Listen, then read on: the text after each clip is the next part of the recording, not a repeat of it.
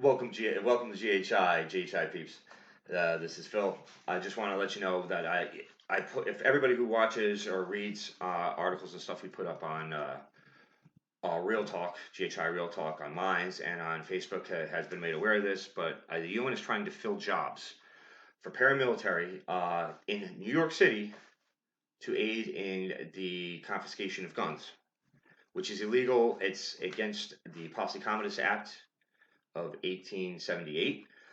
Some will say it's not, but I'm going to break down exactly why it is, and I'm also going to break down why this is a threat. Now, first off, foreign forces on our soil to aid in taking our rights away. This is unacceptable. This is with all this stuff going on in Virginia.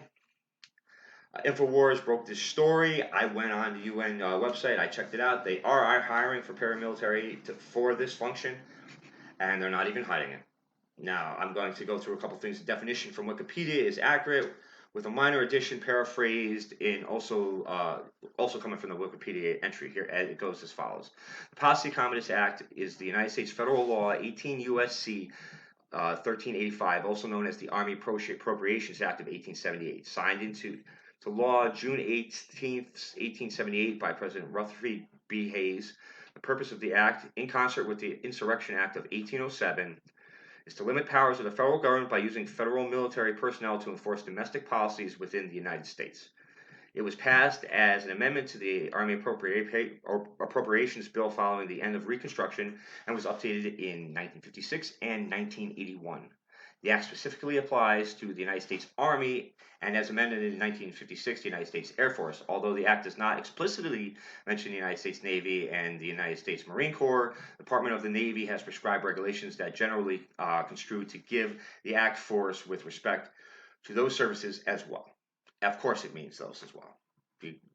It's just an addition. The Act does not prevent the Army National Guard or Air Force National Guard under state authority from acting in law enforcement capacity in that state or in adjacent states where the governor had asked for assistance. The United States Coast Guard, which operates under the Department of Homeland Security, is not covered by the Posse Comitatus Act, either primarily because although the Coast Guard is an armed service, it is also both a maritime law enforcement mission and a federal regulatory agency mission. Okay. So basically, what that's saying is that the federal government cannot use troops to do this law, but you can use the National Guard. Now, the problem with this place like Virginia is every member of the National Guard has sworn an oath to the Constitution, and this is unconstitutional. Further problem comes, they have to start trying to grab guns before you could take the legal action up against this illegal legislation. So it will start a hot war before it even gets to the courts. But when it gets to the court, if it got to the courts, it went to the SCOTUS, it would be this law would be thrown out because it's obviously unconstitutional and it obviously breaks the Second Amendment. Now, there's ways, if the government was patient, to change the Constitution to do this. Now, I'm not going to go through all that here, but there is a system that needs to be done in order to get rid of the Second Amendment or change the Second Amendment in a way that will allow this law to be legal. You can go on Zabo or GHI Real Talk on Minds and read the article. I believe the article is also on our Facebook GHI page. If not, I'll put that up today. And it's going to show you all the ways that the government can change the Bill of Rights or something in the Bill of Rights. Okay? Now, moving on further. I have prepared statements, so I'm going to read them out to you. Now, some would argue that the Posse Comitatus Act does not include foreign troops, such as a UN troop coming into the United States. I respond with these 2 points. To allow a foreign army, UN or otherwise, to skirt the law would be a clear violation of the statute's intent. So basically, they'd be using a foreign army to do something to get around the law, and that's you can't do that. Therefore, creating a situation in which the government forfeits our sovereignty, that would be a definition of treason.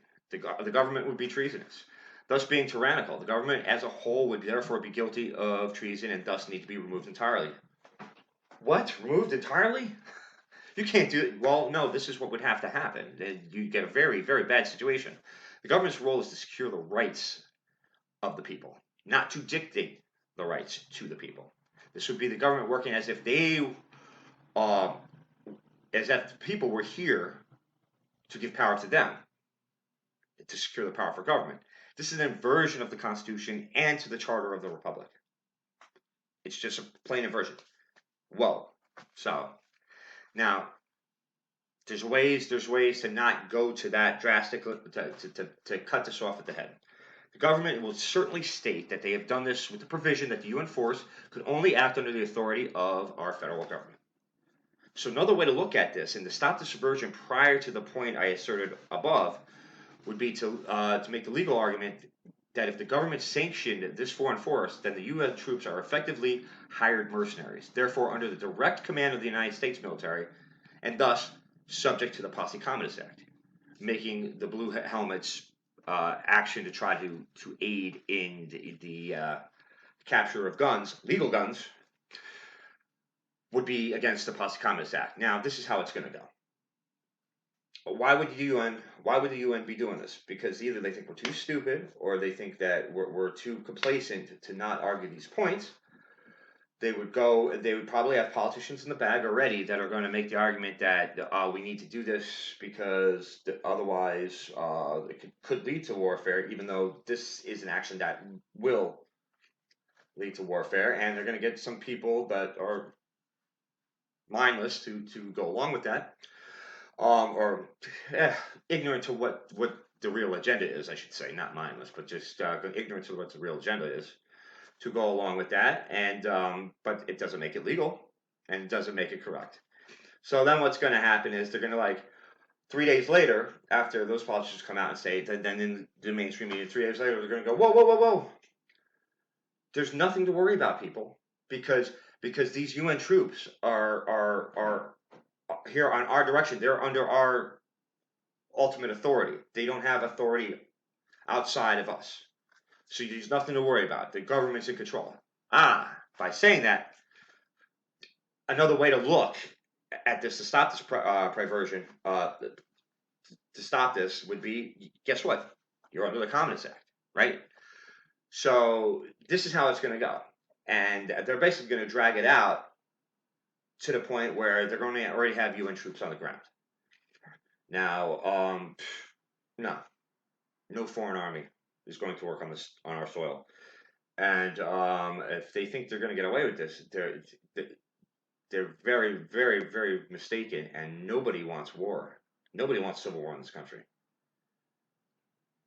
But we're not giving up our Second Amendment rights. Now, I'm going to make one more point. And this is the most important point. I don't care about these domestic shootings, which are almost never done with legal guns. Very, very rarely.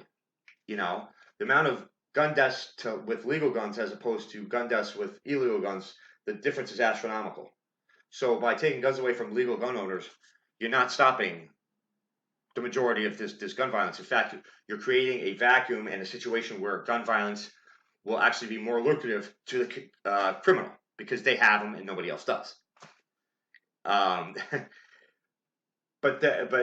criminals are not going to be the only ones who are emboldened by this action.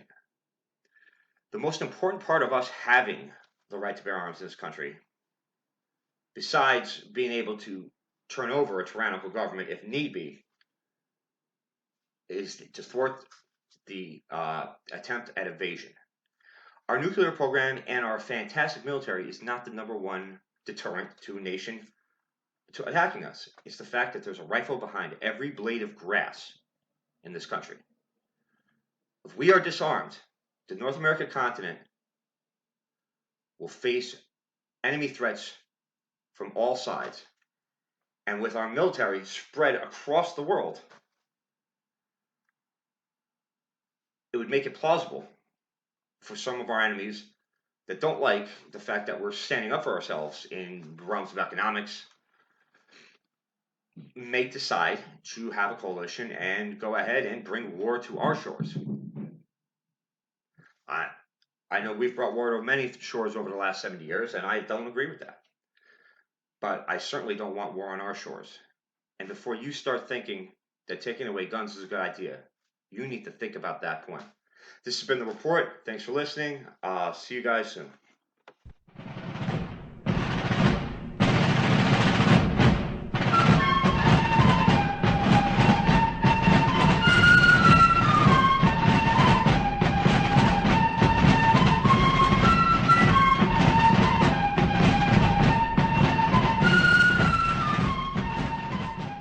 the same hole.